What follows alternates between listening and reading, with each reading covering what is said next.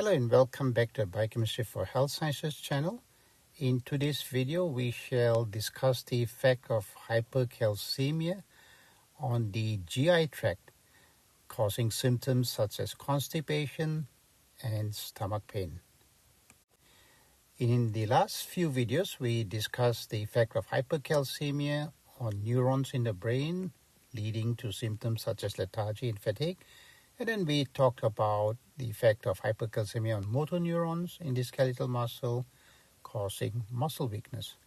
Today we'll focus on smooth muscles in the GI tract and the effect of hypercalcemia leading to constipation and stomach pain. Now, it should be noted that the effect of hypercalcemia on smooth muscle cells, what we'll just refer to as SMCs, is a very complex process because hypercalcemia can decrease the contractility of some smooth muscle cells, example, as we shall see in the GI tract. But for example, in blood vessels, hypercalcemia can increase the contractility, leading to vasoconstriction, or even decrease the contractility, leading to vasodilation. So what is the reason that the effect of hypercalcemia on smooth muscle cells is so complex? One reason is that smooth muscle cells may depend on other cells for their contraction. This means that hypercalcemia can directly affect the smooth muscle cell, or hypercalcemia can indirectly affect the smooth muscle cell by affecting other cells that regulate the contraction of smooth muscle cells. Another reason is while skeletal muscle contraction depends mostly on motor neurons, as we saw in the last video, smooth muscle cells have many different types of receptors, and these receptors can be stimulated by many different types of stimuli. And all of these receptors, therefore, could be affected by hypercalcemia. For example, smooth muscle cells are affected by nerves. So these chemicals, neurotransmitters that come out from nerves, such as acetylcholine, norepinephrine, they can affect the contractility of smooth muscle cells.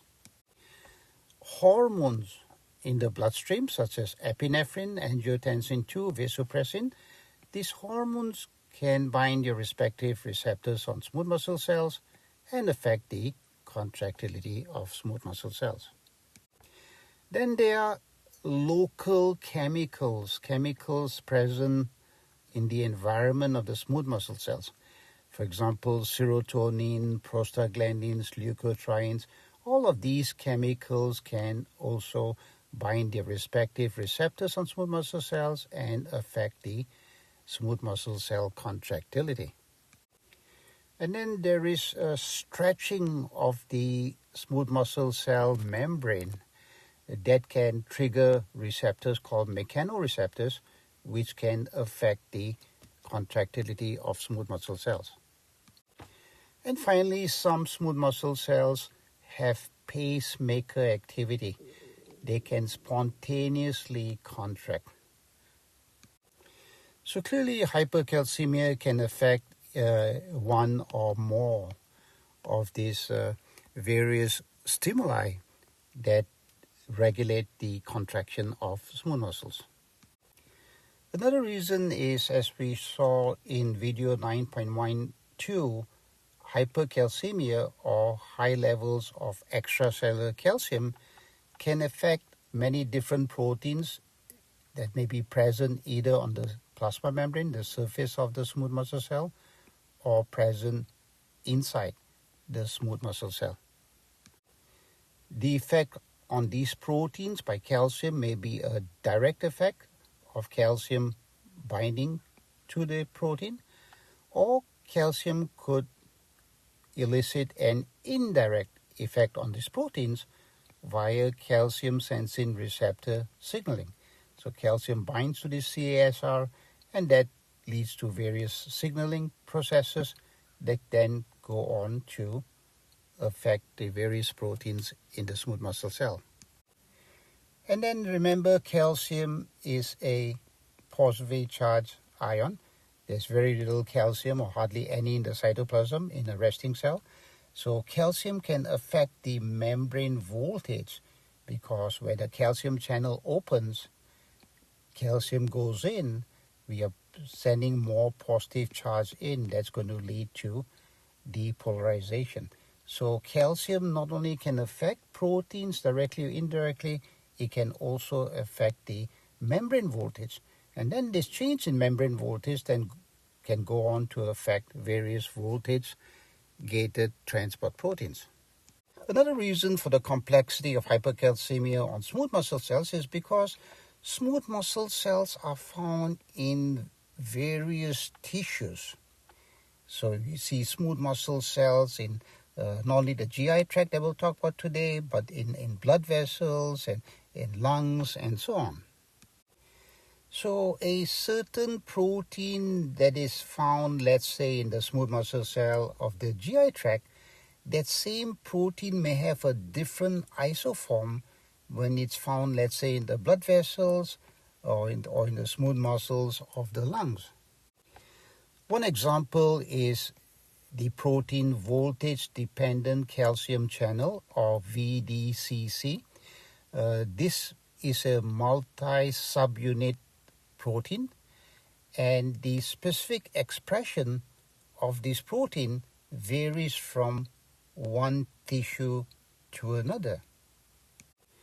So we have various isoforms of this protein, such as CAV 1.1 to 1.4, CAV 2.1 to 2.3, CAV 3.1 to 3.3, and these various isoforms are expressed in different amounts in various tissues. And these isoforms have different properties.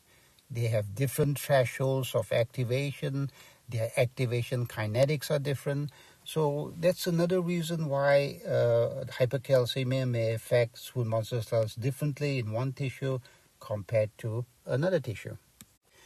So therefore, it's very difficult to predict how hypercalcemia is going to affect a certain tissue. But as far as the GI tract is concerned, we do know that hypercalcemia in general decreases GI motility as well as coordination of movement, for example, peristalsis. And that's mostly due to, as we shall see, decreased firing of the neurons in the nerves that stimulate these smooth muscles present in the GI tract. And this decreased firing leads to decreased contractility, and that leads to symptoms such as constipation and stomach pain. Let us see how this happens. Before we see how hypercalcemia affects the smooth muscles of GI tract, a little bit of background.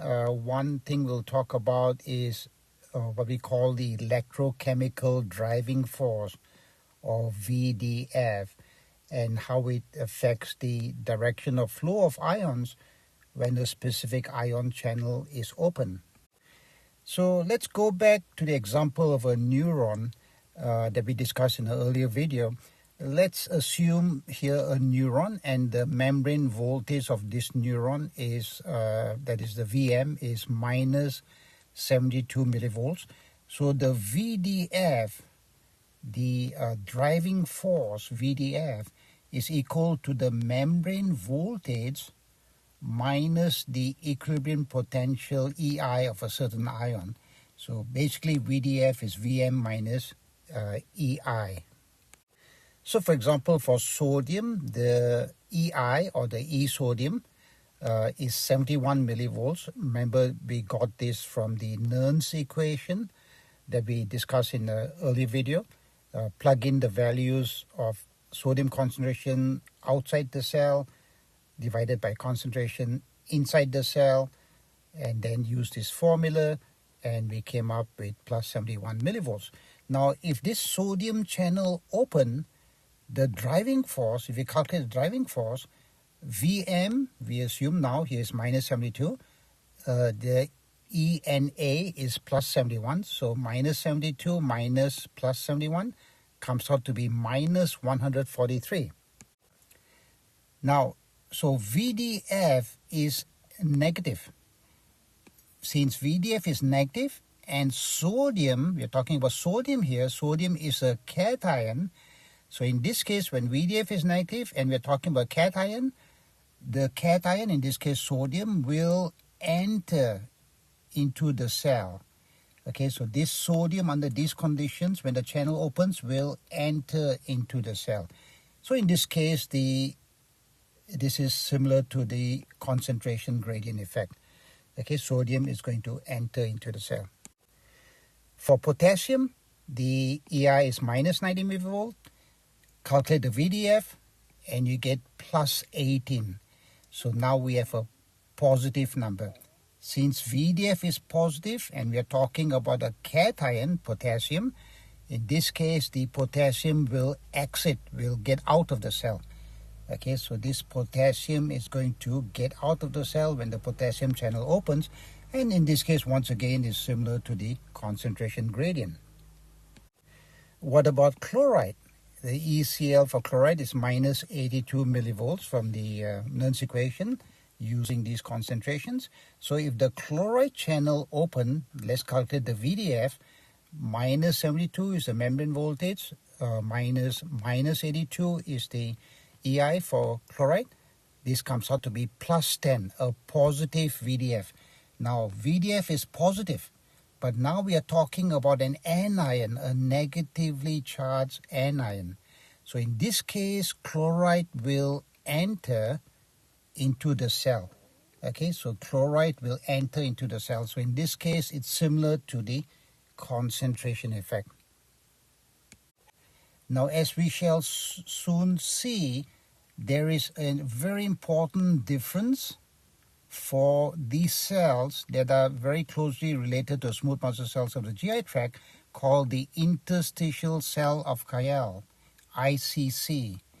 So these cells will see the chloride will actually not enter the cell, it will leave the cell. Chloride will exit the cell, and due to when we calculate the VDF, you'll see the VDF is actually negative.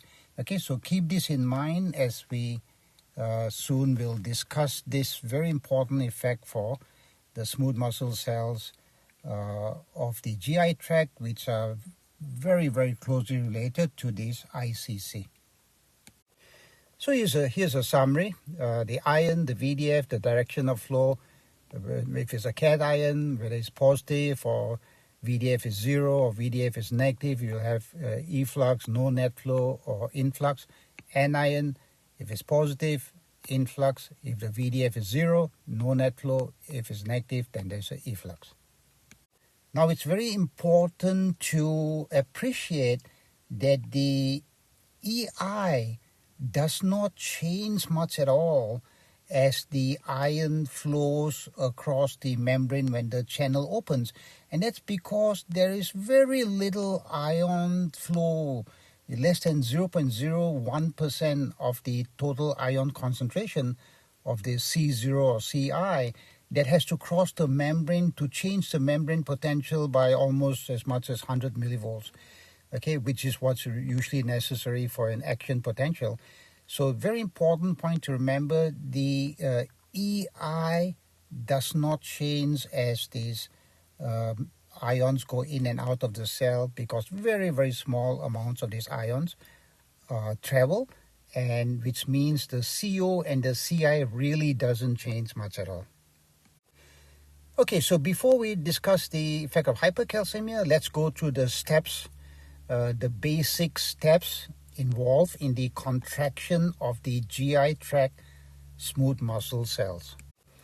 Once again, this is a long story, so we'll go step by step and keep it as simple as we can. So get your popcorn and here we go. Here's a picture of the digestive system. Here is the cavity. This is where your food is. These are the different layers, mucosa, submucosa, and so on. And note the smooth muscle cells. You see this layer here has smooth muscle cells. This layer here has smooth muscle cells. And then this layer here has smooth muscle cells. And note that these smooth muscle cells are closely associated with nerves. Okay, closely associated with nerves. Two names we'll talk about in a few seconds. Meissner's plexus, this nerve collection, and then the myenteric nerve plexus. So you can see the myenteric nerve plexus is here in the circular muscle layer. The Meissner's plexus is here in the submucosa. So basically the take-home message is smooth muscles are closely associated with nerves. So here's the organization of the smooth muscle cells in the GI tract. So we have our smooth muscle cells. So here's a smooth muscle cell. And you can see that this smooth muscle cell is electrically connected to another smooth muscle cell right here by gap junctions. Okay, so what happens in this smooth muscle cell, the electrical potential can easily go on to the next one, and from this go to the next one and the next one and so on. Now note that a few SMCs, like this one here for example, this SMC, is in direct physical contact with the ICC. So here's your interstitial cell of Cajal. And so notice there is a direct contact between this ICC and this smooth muscle cell. Now the ICC function, ICC activity, is regulated by these neurons here, what we call the enteric nervous system, which we consider as the second brain. This consists of over 500 million neurons in the gut that controls motility. That is done mostly by the myenteric plexus. So the smooth muscle contraction is regulated here by these nerves. And then even the secretions of the GI tract are controlled by nerves. That is done by the Meissner's plexus.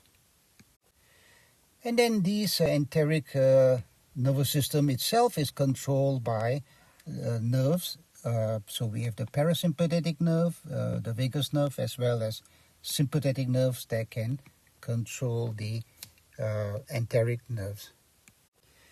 Now a quick comparison between the neuron and the ICC. So the extracellular chloride is 105. In the neuron, it is only 5. Very low. That's because of the potassium chloride co-transporter that sends chloride out, keeps the concentration very low. However, in the ICC, the chloride concentration is much higher, 25, about 25. These are just rough numbers. So much greater than 5 in the ICC. And that's because of this sodium-potassium chloride co-transporter that brings in chloride into the ICC. So using this concentration here, if we plug in these numbers into the Nernst equation, you can get the ECL for chloride for the ICC, and that is minus 39 millivolts. Minus 39 millivolts. Compare that to minus 82 millivolts here. So using these values of VM and ECL for the neuron, you will get a VDF of positive. Chloride is an anion. So in this case of a neuron, the chloride will enter the neuron. Now for the ICC, when we plug in these numbers, we get VDF of minus 20. Not a positive number, but a negative number. So VDF is negative, chloride is an anion. So in this case, chloride ions will exit, will get out of the cell. This is against its concentration gradient. So keep this in mind. In ICC, chloride, we are taking negative charge out of the cell, which means the inside of the cell will become more positive. That will lead to depolarization. Okay, so we'll talk about this in a few seconds. And why this is important is because there is a chloride channel called calcium activated chloride channel, CACC, and these channels play a very important role in the pacemaker activity. These cells, ICCs, they generate slow waves spontaneously. Okay, so you can see slow waves generated due to the pacemaker activity of the ICCs. So let's look at how these ICCs generate these slow waves. These slow waves occur spontaneously. That's why we call it a pacemaker activity. No need for any input from nerves or hormones or nearby chemicals and so on. In the first step, the endoplasmic reticulum periodically releases calcium ions via IP3R as well as the ryanodine receptor channels. This periodic release, is called calcium sparks. The calcium ions in the cytoplasm will then go and bind and activate nearby calcium activated chloride channels, or CACC.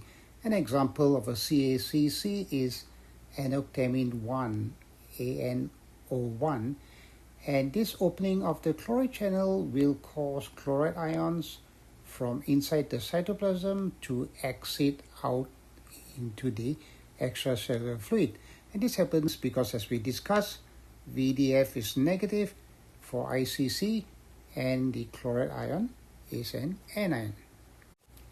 So the loss of negative charge to the outside will create a net positive charge inside that will lead to depolarization of the ICC. This depolarization is sensed by T-type voltage-dependent calcium channels, okay, VDCCs. These are the T-type, the transient type, and they open briefly, allowing tiny amounts of calcium to enter the cytoplasm. Now this small amount of calcium that enters the cytoplasm is now going to induce more calcium release. We call this calcium-induced calcium release from the endoplasmic reticulum, so more calcium comes out, and this increased positive charge is going to maintain the plateau phase of the slow wave. Several other transport proteins and channels such as the sodium-calcium exchanger, sodium-potassium chloride cotransporter, NKCC1, as well as sodium-potassium ATPase pumps may also be involved in this process. Now the repolarization part of this wave, so this part here, repolarization, this happens when calcium is pumped back into the endoplasmic reticulum. So we see the calcium being pumped back by calcium pumps, and there can also be potassium channels that can open, and these will repolarize the ICC, bringing its membrane potential back to around the minus 60 millivolts. So that completes one wave, and then the calcium cycling restarts, producing another slow wave. Now the enteric neurons modulate the activities of this ICC and thereby adjusting the frequency as well as the amplitude of the slow waves that are generated by ICC, and this helps fine-tune motility for peristalsis. So let's consider a neuron, for example, that is releasing acetylcholine.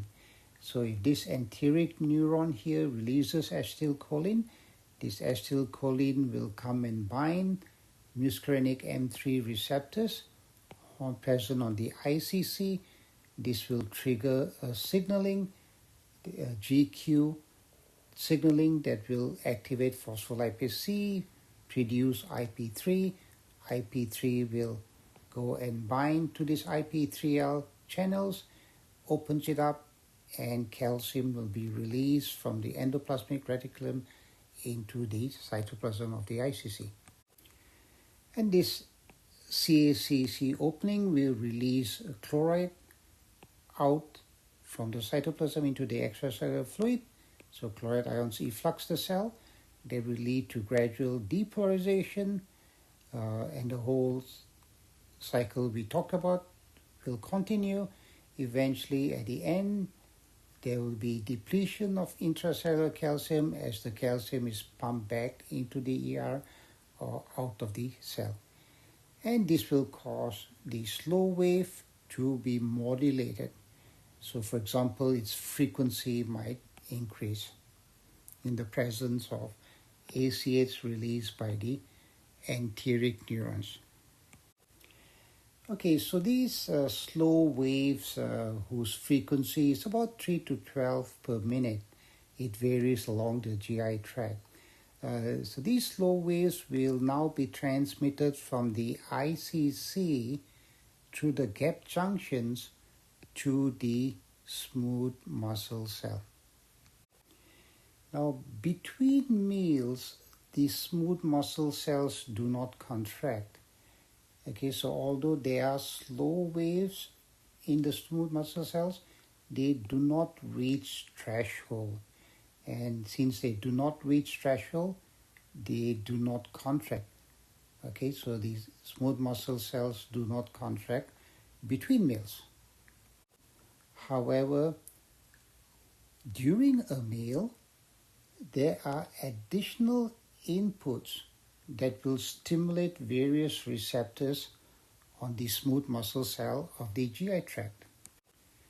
For example, the parasympathetic nerves during a meal release acetylcholine. The acetylcholine will bind M2R receptors on the smooth muscle cell. During a meal, the intestinal I cells release cholecystokinin, CCK, and this hormone will bind CCK receptors on the smooth muscle cells. The stomach G cells will release gastrin, and this gastrin will bind CCK receptors on the smooth muscle cells. Enterochromaffin cells present in the GI tract will release chemicals such as serotonin, and the serotonin will bind 5-HT receptors on smooth muscle cells. Now, when one eats the food in the GI tract, the presence of the food in the GI tract will stretch the GI tract wall, and that will stretch the membrane of the smooth muscle cell. And this will lead to the activation of mechanoreceptors, such as stretch-activated ion receptors, ion channels, as well as piezo-1 channels. So the stimulation of all these various receptors caused by these stimuli during a meal will cause the opening of calcium channels located in the plasma membrane, as well as calcium channels located in the sarcoplasmic reticulum of the smooth muscle cell. The main source of calcium is from the extracellular fluid. So the bloodstream calcium or the extracellular fluid calcium will start entering the smooth muscle cell as the L-type voltage-dependent calcium channels are opened by these various stimuli. Now, small amounts of cytoplasmic calcium can also come from this endoplasmic reticulum or sarcoplasmic reticulum, but the SR in the smooth muscle cells is very poorly developed compared to skeletal muscles. But nevertheless, when these channels here, these rhyodine receptor channels open by these various inputs, that can release some calcium into the cytoplasm. So these additional inputs will cause a lot of calcium in the cytoplasm to come from the outside, and some of this cytoplasmic calcium from the sarcoplasmic reticulum. Now, the presence of this calcium in the cytoplasm, this calcium influx, calcium is a positive charge, so more positive charge entering.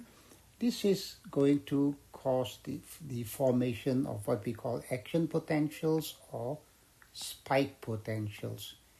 Okay, so during a meal, we see spike potentials. And this is going to cause the smooth muscle to reach threshold and contract. The more the input, the more the spike potentials, the greater the force of contraction. Now in the next step, the high concentration of calcium ions in the cytoplasm is going to cause the calcium to bind to a protein called calmodulin. This calcium-calmodulin complex then goes on to activate an enzyme called myosin light chain kinase or MLCK. This enzyme will phosphorylate light chains of myosin and convert the inactive myosin. In this inactive myosin, the myosin is folded in such a way that the tail and the heads of myosin are nearby one another, and that prevents myosin from binding to actin. But when the enzyme phosphorylates this myosin, it becomes active unfolded myosin. And this myosin can then bind actin, form the cross bridge to initiate contraction. So using ATP, myosin will pull the actin and cause shortening of the muscle. And this will continue as long as calcium and ATP are present. Now myosin remains attached to actin for a long time with minimal use of ATP. We call this the latch state, and this allows smooth muscle cells to be in the contracted state for prolonged periods, and this is very important to maintain the tone of the muscle. It should also be noted that ATP hydrolysis by smooth muscle myosin is about 1,000 times lower than in skeletal muscle cells, and this also helps contribute to the slow, weak, but prolonged contraction cycle in smooth muscle cells. Now, relaxation is caused by the decreased concentration of cytoplasmic calcium, and this happens by various transport proteins such as the SERCA, stands for sarcoendoplasmic reticulum calcium ATPase pumps present on the ER membrane. Then we have the plasma membrane calcium ATPase pumps, as well as the plasma membrane calcium sodium exchanges.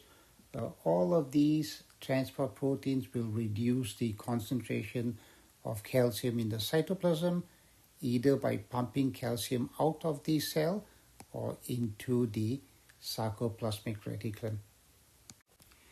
As the calcium concentration decreases, calmodulin becomes free, MLCK becomes less active without the presence of calcium-calmodulin complex.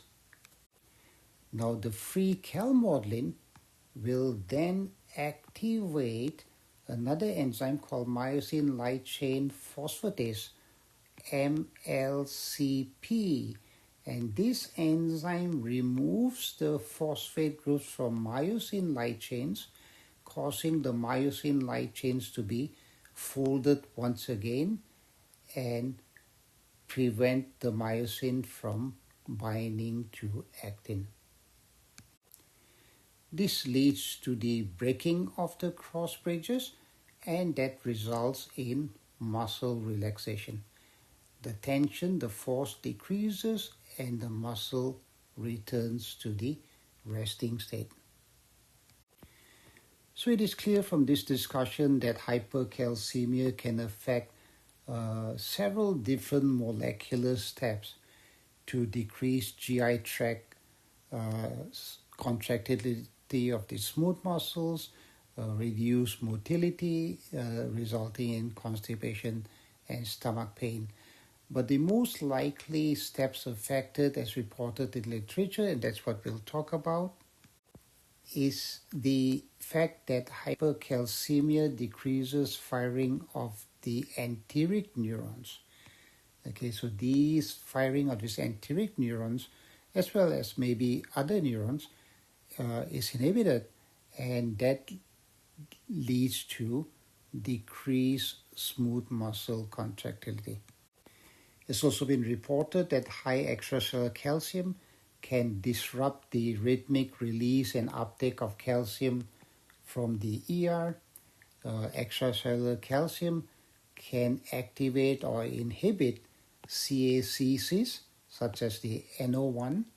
Extracellular calcium can also affect other channels and transport proteins that are involved in slow wave generation. So taken together, the effect on the neurons as well as the effect on the ICCs lead to decreased GI motility and coordination, resulting in the symptoms such as constipation and stomach pain. Now, before we finish this video, a few words about blood vessels. Hypercalcemia may increase or decrease smooth muscle contractility in blood vessels. Now, one effect of hypercalcemia, as we discussed, is that it will decrease the firing of neurons in the nerves that stimulate smooth muscles. So in this case, there's going to be a decreased contractility of the smooth muscle cells. Now, since smooth muscles get most of their calcium from the extracellular fluid from the bloodstream, so hypercalcemia means there will be increased extracellular calcium entering the smooth muscle, and that would mean increased contractility. So if the effect 2 is less than effect 1, then there will be decreased contractility. However, if effect 2 is greater than effect 1, then there will be increased contractility.